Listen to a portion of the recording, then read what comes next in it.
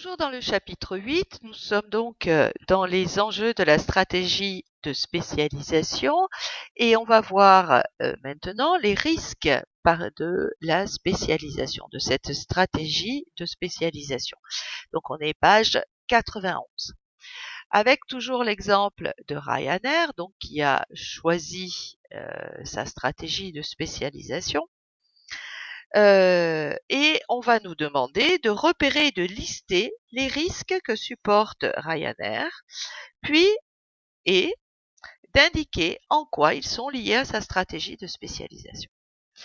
Alors, on s'aperçoit dans ce document qui date de juillet 2018 que le bénéfice de Ryanair a, contrairement à ce qu'on aurait pu croire auparavant, dans ce qu'on a étudié auparavant, a nettement baissé, moins 22% du bénéfice net au cours du premier trimestre de l'année 2018.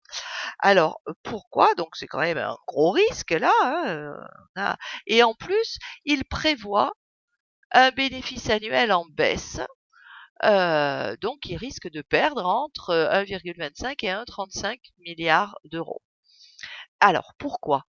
Les risques auxquels ils ont fait face et qu'il faut lister donc dans la question 13, on voit qu'il y a eu des grèves auxquelles cette entreprise a dû faire face. Il y a le Brexit qui pointe son nez. Donc, ils sont en plein tourment politique. Donc là, on est devant un risque politique qui va bouleverser l'environnement, notamment fiscal, dans lequel cette entreprise a l'habitude d'évoluer. Il a vu voir le prix du pétrole augmenter et du coup augmenter sa facture de kérosène, ce qui lui a coûté 118 millions d'euros. En même temps, toujours dans la liste des risques auxquels il a dû faire face, donc on est finalement dans l'étude de l'environnement et des menaces de l'environnement de cette entreprise. Donc quelque part, c'est la suite d'un diagnostic externe. Dans le même temps, on vous dit qu'il a fallu débourser davantage d'argent pour le personnel,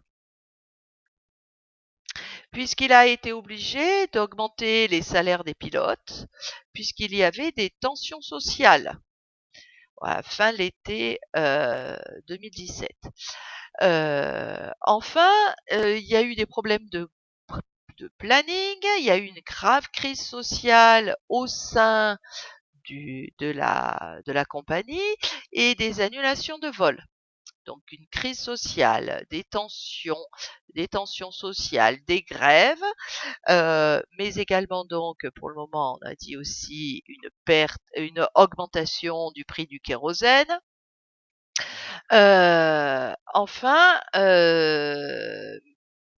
bien qu'il y ait une hausse de 7% du nombre de passagers, c'est ce qu'on avait vu dans le document 6, on a vu des grèves de contrôleurs aériens, donc sur lequel il n'a aucune puisque les contrôleurs aériens ne dépendent pas de lui, de cette entreprise. Donc, ils ont été embêtés.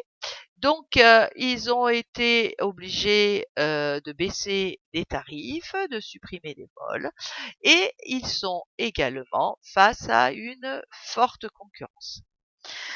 Donc, il y a énormément de risques différents, économiques comme le hausse du prix du pétrole, internes comme les mouvements de grève, mais aussi externes et sociales comme les mouvements de grève de contrôleurs aériens auxquels ils ne peuvent rien.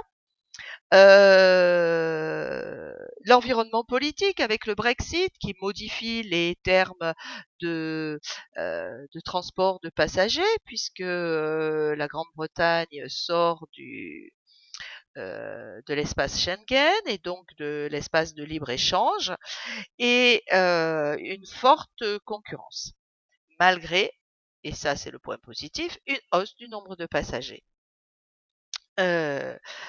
Donc ça, c'est la première partie de la question 13. Repérer et lister les risques supportés par Ryanair. On vous demande en quoi ils sont liés à sa stratégie de spécialisation. En fait, à partir du moment où il est spécialisé dans le transport aérien, la moindre modification du marché du transport aérien, ou même de manière plus large de son environnement, a un impact direct sur sa performance. Il ne peut pas faire autrement que de prendre sur lui l'augmentation de la facture de kérosène. Alors que s'il avait une autre activité qui ne dépendait pas du kérosène, il n'aurait pas à supporter de la même manière, il aurait quand même des ventes sur une autre activité.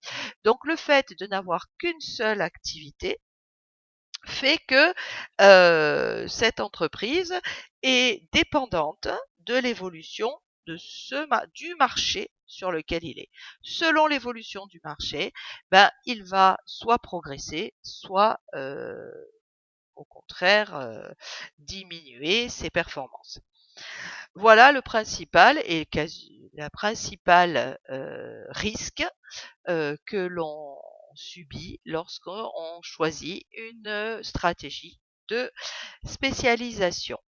On est dépendant de l'environnement. On va faire ensuite la même chose dans un grand 3, les enjeux de la stratégie de diversification avec, dans un premier temps, les avantages et dans un deuxième temps, les limites ou les risques